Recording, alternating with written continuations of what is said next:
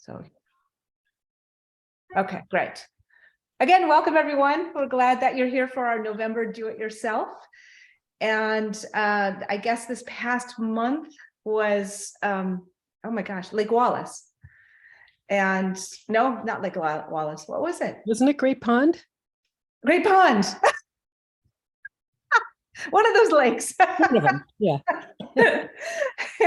And actually, I could share my screen and we can look at the 5 species that we were supposed to look for. So let me do that in case people forgot. And I know that I forget easily too. So here we go.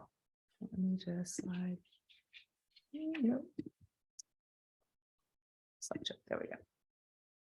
So these were the 5 species to look for. And this, by the way, is a photograph of a savanna sparrow.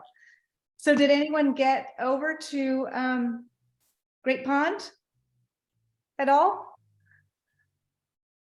Olivia's nodding yes. Did you see anything, Olivia? I saw some things, but not necessarily what we were supposed to see. What did you see? I saw lots of flocks of goldfinches. Oh, neat. I mean, I was walking down the farm road. I went across the potato field. My joints are really bad. So walking in that soft earth was hard for me. So I went back to the road and I'd go along and hear birds and see birds twittering in the bushes along the road. And then try to go really slow. Anyway, they'd all fly off. And I recognized their songs. And then eventually I did get my binoculars on them. And it was a whole lot of goldfinches. Yeah, that's neat. Do Taking they usually flock like that? They don't usually do that near my feeders, but maybe in the woods they do. Oh, I thought you were going to say something, Lesley. I think that there are huge flocks of goldfinches and house finches. So I don't know if it's just this time of year, but this also a year of finch eruptions. Yes. So it may have something to do with that as well. Right. I saw tons of them there too. Yeah, but I also did at the last minute see a bunch. It was at a distance because I wasn't down near the water, but I'm pretty sure because of the white underwing, I saw a group of black ducks landing. Oh, great. In the water. And I might have seen a swamp sparrow, but this is the swamp sparrow.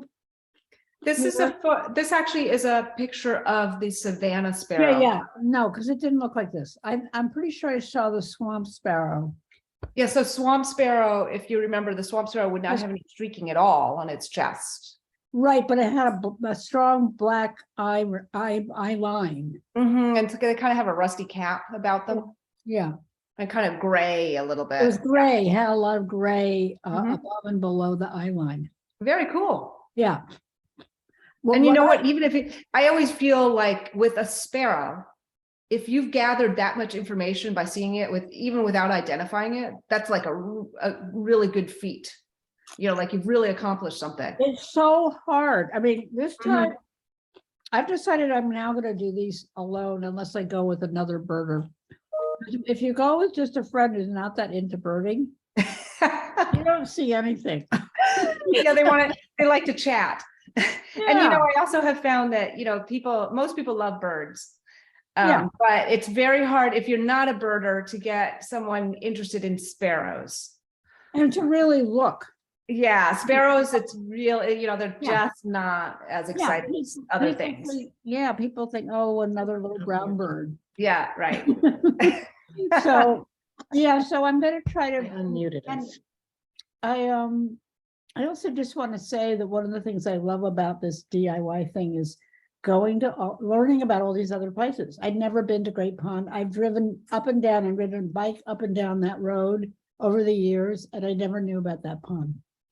So yeah, that's great. It's one of the great things about this photo group. So thank you. That's my report. Did anybody else get out there?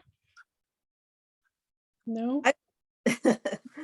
And I saw lots of birds and couldn't tell you what they were because they were all, as she said before me, that as you approach them, they'd all you didn't know they were in front of you until they they scattered, and they'd be in the bushes hidden by the leaves. And Merlin picked up savanna and swamp, but I could not say I focused on any of them enough to identify them. I did see palm warblers I could identify, and northern harrier. Which are two great birds. Yeah, right. No, and I also hadn't been there before, so it was great to go there. Now I know where it is. And I And did Lisa, did you see anything on the water? Could you see out through the water, through the woods, through the water? Or? you know, we were looking and looking and looking, and then all of a sudden I saw a duck, and I said, "Oh!" and it immediately flew away. Mhm. As soon as I said, I was tried not to react, but so I never identified anything. Or I could actually see some things in the distance between the trees flying by that you could say was a duck, but nothing I could Yeah, right. more silhouette. But I did find green-winged teal I was at Fanny Stebbins. Oh, nice. It's Yeah, fine. were you along like those ponds along the road? Yes. Yeah, Oh, so so they were easily visible. yes. Yeah. Oh, fabulous. Because they're a lovely duck to see. Yes, Mhm. And that's a great place to go birding. Yeah. Maybe that will be another do-it-yourself at some point. Where is Fanny Stebbins? It's down in the Long Meadow. Oh, So it's a conservation area that is along the Connecticut River. And it's the largest protected floodplain forest along the Connecticut River. I never knew that. So it's in Hampden County. And I think even though we're called Hampshire Bird Club, we could do something like that. So what is the best way to do that birding? Is it to drive in from King Street or from Main Street, stay in your car, or take a walk in the area? Great At, Pond. at Fanny Stebbins? No, at the Great Pond. in Hatfield. At the I Great think Pond. I think driving in, well, from Main Street or North Street, and you just go past the horse barn, you go over that tiny bridge. There's a place to park there that's where the road kind of diverges. You can it makes it actually ultimately makes a loop, but you can get there from Route 5.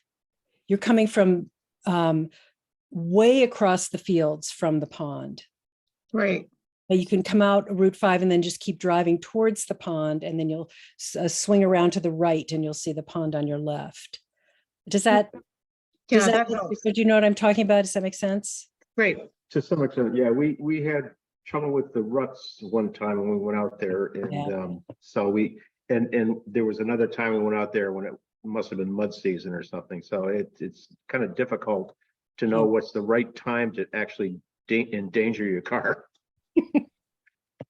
Well, the other thing you can do actually is you can park on say North Street or I think it's on Main Street, and you can walk past the barn. I mean, it's not very far. You just Right. walk down the road past the horse barn over the little bridge, and there you are. So that would be one way to, assuming that you have sturdy boots, but it's usually not too bad unless it's been raining. But that's a good way to do it. And better to get, muddy shoes than get your car stuck. Which, people have done over in that area. So. So I've been there a few times lately, and the first time we went, I got every single one of the target birds. That's never before.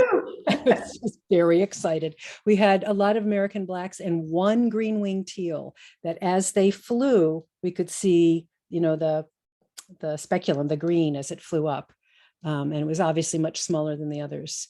But the sparrows were really congregated in all of those bushes along the road. And we were able to see, we had several Lincolns and a lot of swamps and savannas and songs. And then I went a week or two later, and actually just recently over this past weekend, almost no sparrows. Interesting. No, and we saw the American coots. We saw 6 American coots in the pond, which was a big surprise.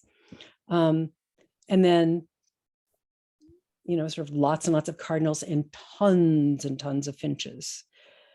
So that was Goldfinches or house finches? goldfinches and house finches. like Okay. tons. And lots of bluebirds, something like 30 bluebirds. And they all, there's that big, people remember that big sort of irrigation structure that spans the fields. It kind of has, it's a metal kind of scoops, big long structure that bluebirds sit along that structure and they just sit there. I was so surprised to see that many. But it's interesting that last time I went, no sparrows. Yeah. Oh, well. And did you have, on that same day that you had no sparrows, did you have many other birds? Well, it was the finches mostly. Just finches? Yeah, so that's Finches and interesting. crows. And And, sometimes it's just a slow day, but it just sounds like the sparrows went somewhere else. and we were looking for an orange crown warbler, which of course was. And And that's a bird hard to get excited about because of the way they look, they're not. They're unusual, so that you can get excited because of that, but it was fun. yeah. Anyone else have a chance to get out there? Can't see everyone, but just wanted to make sure to give people a chance if they had a chance to get out there. I was actually gone for most of October, so I did not have a chance myself to get out. I was not aware that there was such an assignment. I am a novice, I suppose, to this whole do-it-yourself. I am just in this meeting because I got an email inviting me to it. Oh, good. If I would have known there was an assignment, I would certainly have gone to Great Pond. Well, Yeah. now we're about to give you a new assignment. Yeah, I'm waiting for that. But this is a little bit off range, I suppose, for us. But last Saturday I was at Arlington Reservoir, which is in Arlington, near Cambridge. lots of duck types, including a duck that I had never heard of, a redhead, Oh, nice. Oh, which was they're quite, beautiful ducks. yeah, Mhm. they are very spectacular. Right. Wow. Yeah, it's duck season is coming up in right now, October, November. So how lovely. All right, well, I guess we'll get started with our new assignment and our new location. So I'll flip to our first page. We're going to do this for our do-it-yourself, by the way, will be for November and December. So we will not meet. Ashley Reservoir. We will not meet for a Zoom meeting the first weekend, the first Monday in December. And the reason for that is because we really like to focus, the Bird Club really likes to focus on the Christmas bird count for December and to encourage folks to get involved. So I should mention that if you want to get involved, you can contact Janice Jorgensen. If you don't know how to contact Janice, you can email education@hampshirebirdclub.org and we can get you in touch with her. It's really fun to go out with a team for the Christmas bird count and get involved. It's on December 18th. I believe I have that right date. It's a Sunday. So just keep that in mind. And also, I believe in our newsletter, the November Hampshire Bird Club newsletter there mentioned that there will be upcoming Zoom events having to do with the Christmas bird count. As well as we have one this Wednesday. Is it Wednesday or Thursday, Lesley? Jim's is on Thursday. Oh, Thursday on feeder birds. So if you have not yet registered for that and are interested, just let us know. But this month we're doing Ashley Reservoir, and I'll let Lesley explain where that is. So this is also in Hampden County. And I was there for the first time last month. Absolutely gorgeous place. A lot of people know about it. I had never been there before, so I'm very excited about it. So this is fairly easy to get to. You do take 91 South. You get off at the old exit 15, which is currently now, this is where I go nuts. Exit 14, I think it's now exit 14. It's as if you were going to the mall. It's that exit. But instead of taking the left to go to the mall when you're coming south off of 91, you take a right and you'll be right. You can see it takes you right onto Lower Westfield Road. Then you bear right, and I think it's called Whitney. And it will take you right east, and you'll see a sign that says Ashley Reservoir. It's very easy. Where you'll come, where this little sort of hook is the Elks Lodge parking lot. And there'll be a sign, Elks Lodge parking lot, and big parking lot, lots of parking. And you get out of your car and you just walk there. There's a gate at the beginning of the path to the reservoir, and you just walk around it. And actually, let's go to the next slide, because I describe a little bit more the pathway. So it's Whitney Road. So when you first start to walk to the reservoir, there's a little marshy area on your left, and it's worth stopping there to see what you can see. We saw some rusty blackbirds, but there are all kinds of things that just might pop up there that might be of some interest. And then you keep going. It's a flat, gravelly path, very accessible, very easy. People with strollers, there's some people who ride bikes. So, and it's nice and wide, so it accommodates everybody. And you'll go through a little woodsy area. Again, you'll see the woodsy denizens, the chickadees and the titmice and woodpeckers and whatever else might be around in the woods. And then you'll come out to where it opens up and you'll see the reservoir in front of you. Now the path goes straight, and then you can either bear left or right. We went left, which is probably about a mile. And it ends. It sort of goes out a long peninsula, and you have water on either side, which is really nice. So you can really see there's a lot that you can see on that path. The other path is also quite beautiful. It's a much longer loop, so it's just whichever you have time for, really. But we saw an osprey, we saw ruddy ducks, we saw all kinds of really interesting birds there. And it's a really good view. It's an unobstructed view of the water. It helps to have a scope, but you actually don't have to have a scope, because they're just everywhere. So it's just a beautiful place with a very, again, an accessible path and a great view of the water. I just wanted to add something too, is that they do not allow dogs there. So that's kind of a nice thing when you're birding, is that there's not dogs running loose or barking or whatever. So, but will be other people there walking. A lot of people do use it as a walking loop. So it's not, you don't feel too isolated, but yeah, there's no dogs running around. Mhm. Did you want to add anything else, Lesley, before I move on? That was it. Yeah, we can go. Okay, great.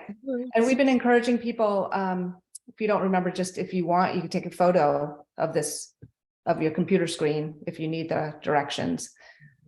If you need them later and want us to email you with these, we can do that too.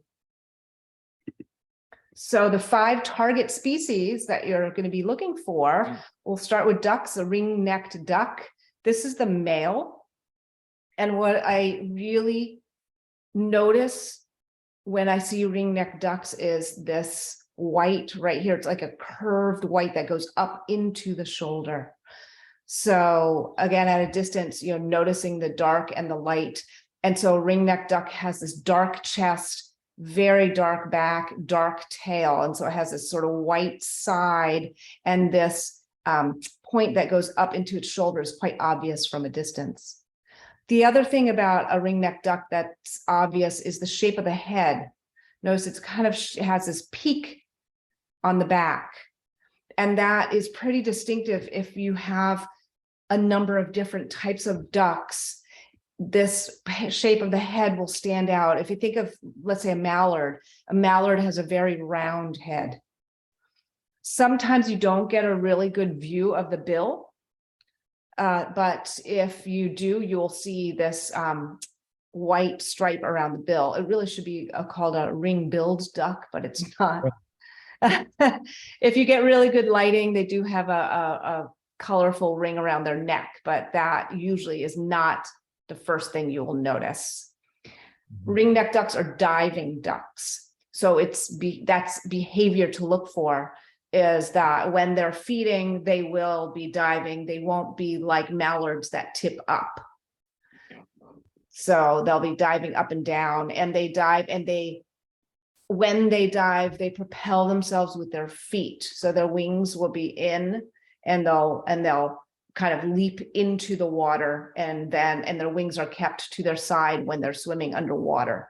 And so that's something to look for when they're diving, is that the wings are not going to be helping them at all to get under the water. So the female is a little more brown. You can see she has the same colored bill. So if you get a good enough view of that distinctive stripe along the tip of the bill. But what I notice most about the female at a distance is this sort of crescent on her face. It's like a white patch. You know, it's like you'll see the face and you'll just see that white. She does have an eye ring. So if you get a really good view, you can see that. This photograph doesn't show it so much, but again, looking at the shape of the head, she'll have the same shaped head as the male. It's not going to be that perfect round as the other ducks like mallards and things. And again, she'll be diving. You know, if she's feeding, she'll be diving. And here we have a pair. So you can see the two of them together. And this is a great example. You see that this white mark goes way up into the shoulder. And this shows better the female's head being kind of having that point at the back, that distinctive shape. Ringneck ducks, they migrate through. They'll be migrating through here all the way until December. And they're mid-level migrant, medium migrants, so they don't migrate very far. They'll go to coast of Florida, just south of us, actually, New Jersey, places like that. And then they return fairly soon. So they're not gone from our area all that long. They'll return early March. Any questions about a ringneck duck? About what to notice? Anything else? No, okay. Pretty common. So you should see, if you see them, you usually see a number of them, not just one or two. What about the size on those? Oh, sure. So the size are about, let me think.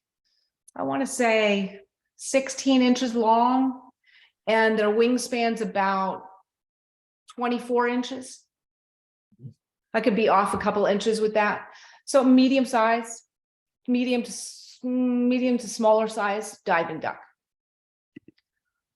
And then we get to another diving duck. This is our smallest diving duck. So the buffleheads are usually 12 to 14 inches long. So they're little tiny things. And they have a 22-inch wingspan. And this is the male. And again, if you notice the white, buffleheads are really distinctive with their head pattern. It looks like someone just decided to take about a quarter of the head and paint it white. I always think of if they're really displaying like this and their head is, it's like a circle. And it's like you want to take a quarter of it, like it's a big cookie, and you want to take a big section of it to be your own. And they have this sort of tiny little bill.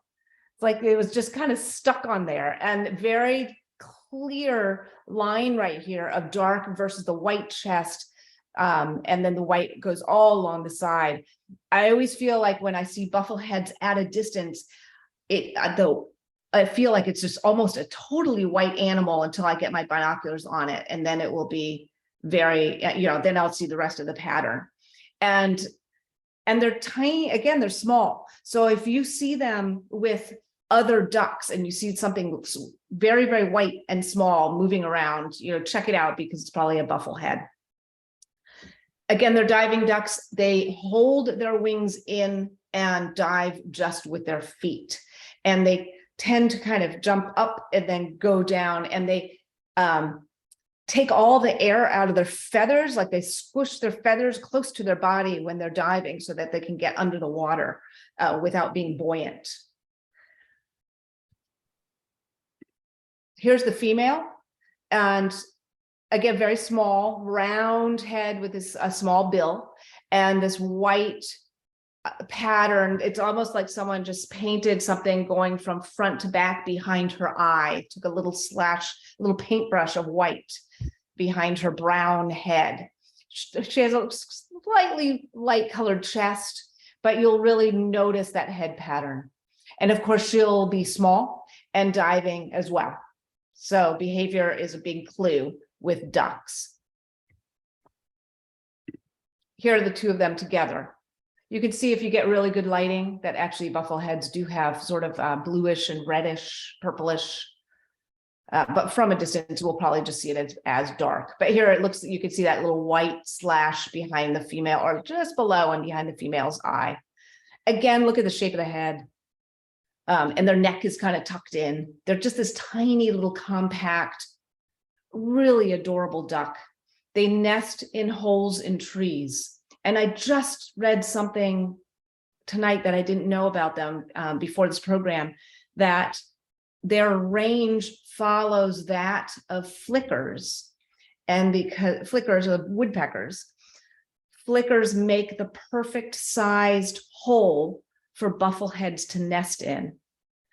So it's small enough so that they won't compete with larger nesting ducks that nest in cavities.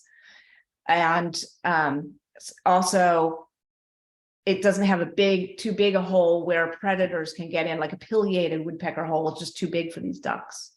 So I thought that was interesting. So you can see the range of the flicker and you can compare it to the bufflehead and see how it matches. Any questions on a bufflehead? No?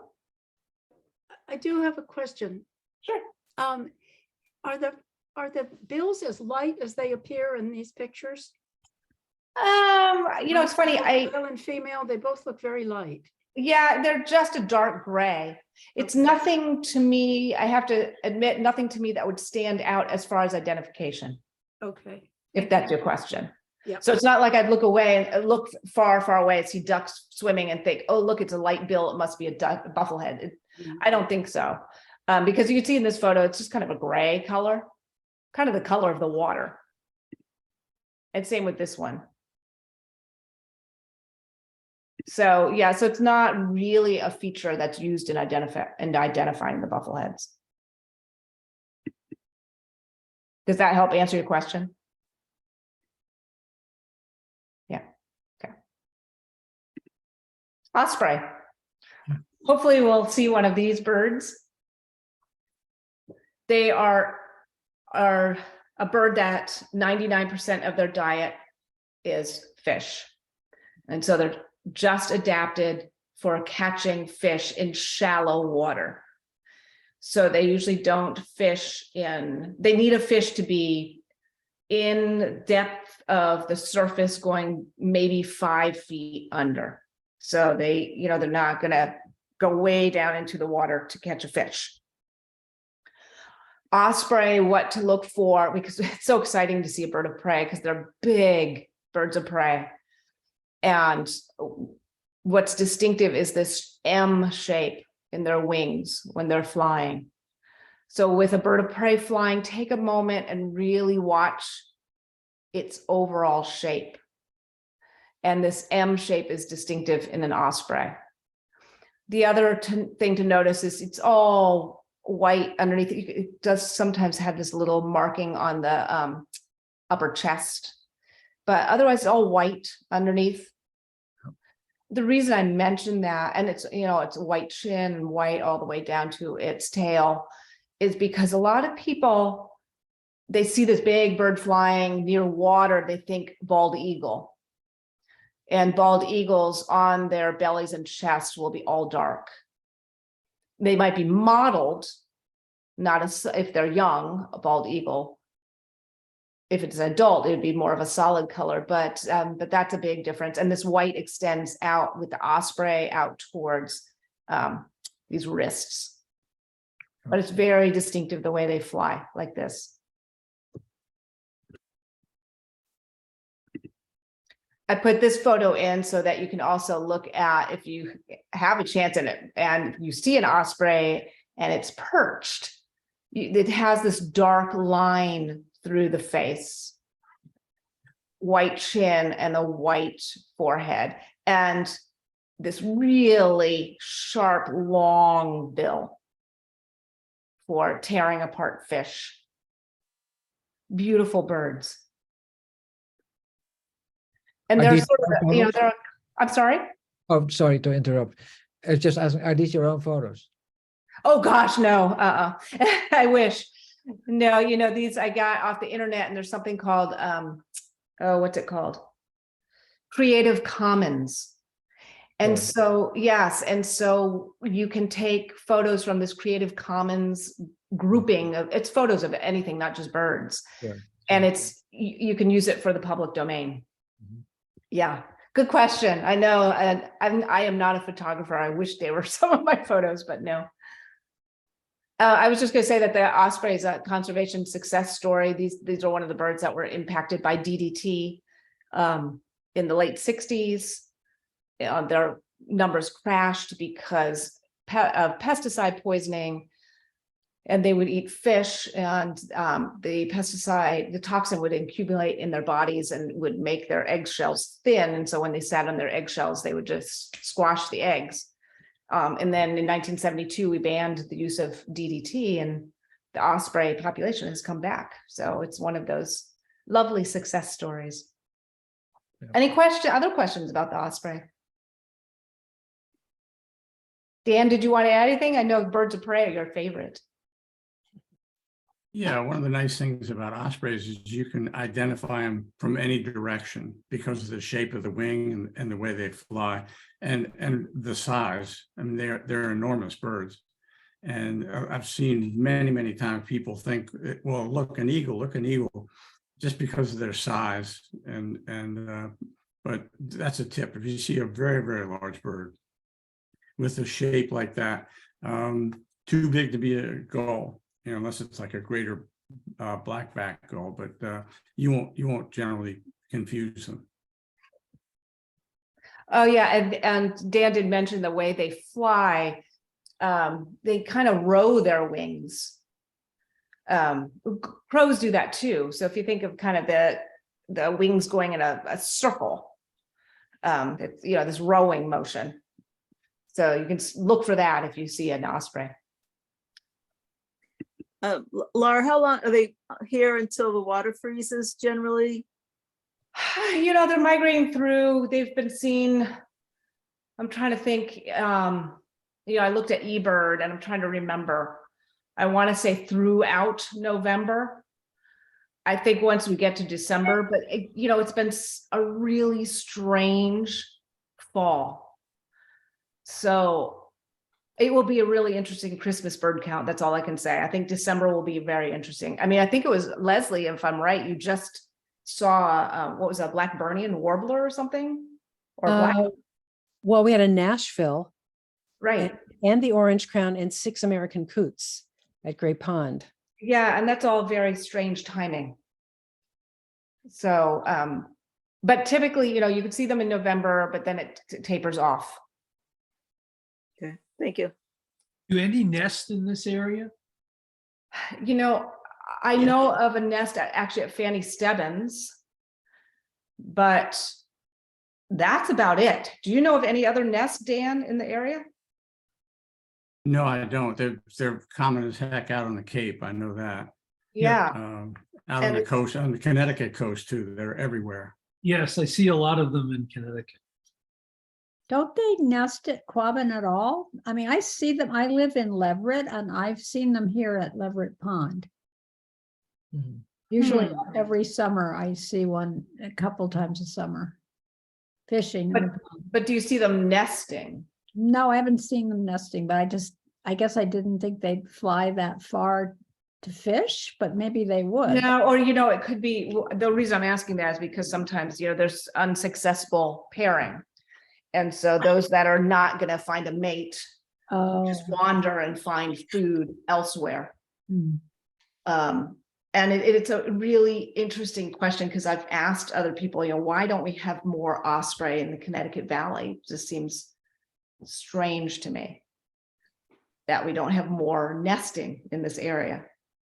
But, whereas the coast, you see them a lot. Hmm.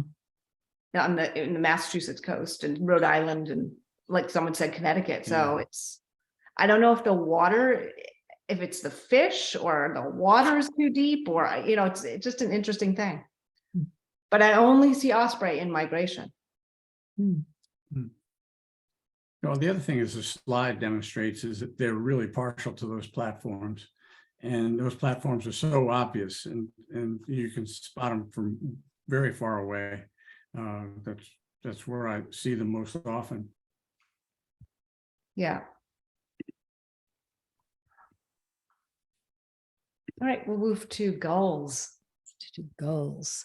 So we see typically two species of gulls a lot in this area, the ring-billed and the herring. Ring-billed may be more than herring, although that's the most common coastal gull in the Northeast. The ring-billed is a little bit smaller, so it's about 17.5 inches, almost 18 inches. And it has, as you can see, the gray wings, the white. Now, this is a non-breeding ring-billed gull. The breeding ring-billed gull will have a white head, a white breast, and throat. And the non-breeding has this streaking that you can see. And then the black tail with the white dots and the bright yellow legs. And then the obvious and most distinctive feature is this small but yellow bill with a black ring around it. And actually, if you could, I guess we can go to the next slide. Yes, so this is a juvenile. Again, you see the black tip on the bill, but it's not a ring. But what you do see in the juveniles is the pattern, the brown pattern, dark tail. It looks small. It looks like a smaller bird here, and it is smaller, certainly in comparison to the herring. And the head is a little bit shorter and the bill is a little bit shorter. And in the juveniles, the legs are not the yellow, but they're the pale sort of pinky gray color, and the dark eye. And let's go to the next slide. And I was going to say they have long, narrow wing, which you can't quite see in this, but in flight. So what you can see in flight, all the gulls around here sort of have gray wings, and think how we're going to tell them apart. And if they're not next to each other, how do you know one's bigger or the other? But you can almost always see the bill, even with binoculars. You don't need a scope. You can see that yellow bill with the black ring on it, and that's very distinctive for the ringbill. And they have long, narrow wings. So you'll find they breed inland. So you'll find a lot inland in this area, and they eat everything. They eat insects and fish and worms and garbage, and they just hang around in noisy flocks, finding whatever they can eat. You see them a lot sort of in mixed flocks as well. So you'll see them sometimes with herring gulls. One of the nice, interesting things about ring-billed gulls, they're very acrobatic, and they will, they'll drop something and catch it, and they'll actually play whatever it is that they have, a little piece of something to eat, and they'll drop it, and then they'll dive and catch it again and just play with it, which is sort of a fun thing about them. And the herring gull, which is the next one, is a larger gull. So this one is about 24.5 inches in length. And the wingspan is almost 60 inches, like 58 inches. Again, this image is of a non-breeding herring gull, which is what you'll see now mostly, as you'll mostly see the non-breeding ringbill. The breeding herring gull will have the white head, white chest, but both breeding and non-breeding have the pale gray wings and the black wing tips with the white dots. The herring gull also has the sort of pinky gray legs, and this very distinctive large orange yellow beak with this orange dot, and this is called the gape. And the function of the gape is it serves as a visual cue for chicks, and they peck at the gape on the parent's bill, and that signals to the parent that the baby's hungry and it's time to feed them right now. So it's not just decorative, it has a very significant function. Let's see, and the next one, I think we see maybe a juvenile herring. Yes. So you can see it's somewhat similar to the ringbill. You will notice though, however, when you see the ringbills and the herrings together, that the herring is distinctively bigger. The juvenile herring also is typically a darker brown in the patterning, and it's sort of a darker brown tail. The herring gulls take I think it's 3 years before they start to show the white and the gray, the adult plumage. And I believe the ringbills are only maybe 1 year or 2 years before they start to show their adult plumage. But the very dark eye is another distinctive thing about the juvenile herring. And I think we can go to the next photo. Beautiful bird in flight. And again, you can see how creamy white it is underneath. This is breeding plumage. So it'll look more streaky if it's non-bleeding, but in the flight with the light, it still looks very, very white. And then here you can see the large orange, yellowy orange bill, and you can see the gape, the bright red orange gape in flight. So sometimes in flight, that's the thing that you can see most distinctively to tell whether it's a herring gull or a ring-billed. And then I think we have a photo that compares them in size. So here they're perched. The one on the right is a juvenile herring. The one on the left is a ringbill. And you can see the difference in size here, difference in leg color. And then of course the plumage in the juvenile herring. But that really gives you a sense. And you also often see them together, so you can sort of compare them. And the herrings, of course, also feed wherever they can. They're more along the coastline apparently in the summer, and then they'll come a little bit more to freshwater in the winter, certainly garbage heaps and things like that. They'll eat whatever they can. And they're also very loud. They let you know they're there. Yeah, so any questions about either the ring-billed or the herring? Did you say that the ring-billed nest locally? They tend to breed inland. So I don't know how local. I just know that they breed more inland than on the coast. So that's why you see them more around sort of in the winter, more ringbills sort of along the Connecticut and west. I don't know precisely if they're breeding right here, but certainly in the area.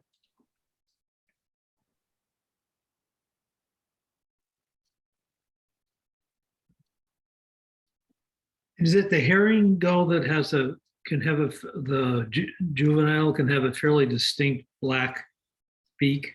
Yes, Yeah, that's right. which can help You can identify. see that in that second photo, in that last photo comparing the two. Yeah. That juvenile had a fully black beak. Yeah. And then as it gets a little bit older, the beak gets sort of pink with a black tip. Yeah. And then as it gets older, then it starts to turn orange with the gape. So it can be a little confusing. And if you see a lot of juvenile gulls around, it's really the size ultimately that's going to tell you which is which. Yeah, gulls can be really, really tricky Yeah. because of all the different plumages. And it takes, several years for them to get into their adult plumage. And even in adult plumage, there can be confusing. It can be lighter or darker, and Yeah, you right. think, oh, is it an Arctic tern? Who knows what it is? Yeah, get all excited. Any other questions from folks? Okay. Well, good luck, and hopefully you'll find the birds. Lisa, did you have another question? You're muted.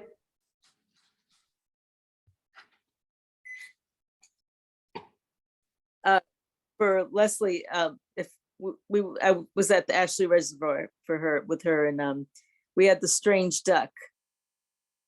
Did you ever find out if it was domestic? Oh, we were all excited. It was like sort of long neck, and it was black and sort of really interesting looking. And it's just a domestic duck. And we figured it was probably some mallard had probably bred with it somewhere, and came up with whatever this was. But it was pretty exciting for about 15 minutes. But I'm sure it was a domestic duck. Okay. Great. All right. Well, good luck, everyone. Okay, thank you very much. Thanks you Bye. for coming. Bye. Thanks for coming. Take care. Bye-bye. Thank you. Thank Bye-bye. you so much.